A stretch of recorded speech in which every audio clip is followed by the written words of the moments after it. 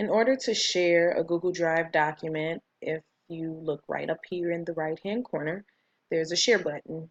Right now it says private to me only, and that just means that nobody else has the access to edit it or even look at it at this point because I haven't shared it.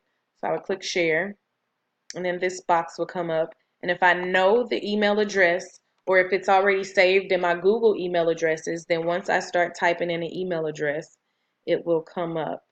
So as you can see, I have a list to choose from, so I'll choose my personal email address. Now, if I didn't know the email address, then I can also click here to get a shareable link. And then that'll pop up, and then I can just click copy link. And then once I go into my personal, or once I go into my email, let's see, then I can just paste the link here. And then I'll be able to share it that way. Now, because I use Google, and this is Google Drive, then typically the email addresses that are in this drive will automatically pop up. But because this is my UMSL account, then naturally it wouldn't have my personal Google email addresses saved into this one. So that's where the shareable link would come in handy. In order to limit access, once you're in this sharing box, then you would click on the little pencil and you would just click can view only. And once that eye is there, then it lets you know that the person who you're sending it to, or the people who you're sending it to, can only view the file. They can't edit it or do anything else on it. They can only view it. So you limit access that way. In order to comment on a Google Drive, there are actually two ways. If you scroll your cursor over to the edge, you see that little box with the plus sign pops up. That actually gives you a quick access to add a comment. Or you can just scroll right up here to the to the top right corner and click the comment box this way.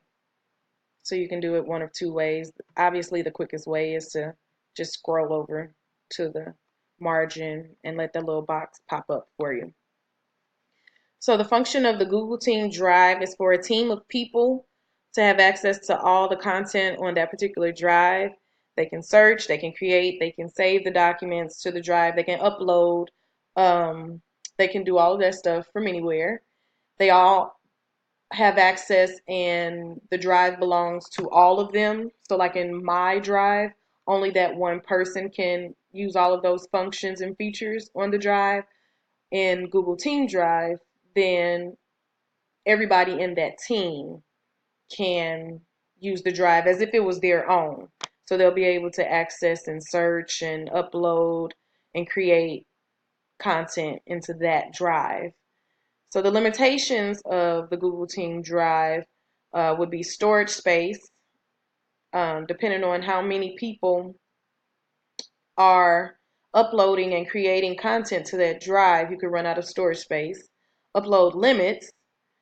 Depending on how many people are uploading on a particular day, they may run out of uploads for that day because the drive does have a daily limit for uploads. Other limitations would be the team member limits. Now, the team member limits are actually pretty high. They get up into the hundreds. However, if you're working with a large like company or something where you have quite a few people, well, I guess it would be more than a few, but a large number of people who would need to access the drive, then you may have to create several drives instead of just the one. Also, the organization of the drive with so many people, so let's pretend like there are 600 people on that team drive, then a limitation could be the organization of the content in that drive and navigating through all of that content and uploading and finding what you need. So that also could be a limitation of the Google Team Drive.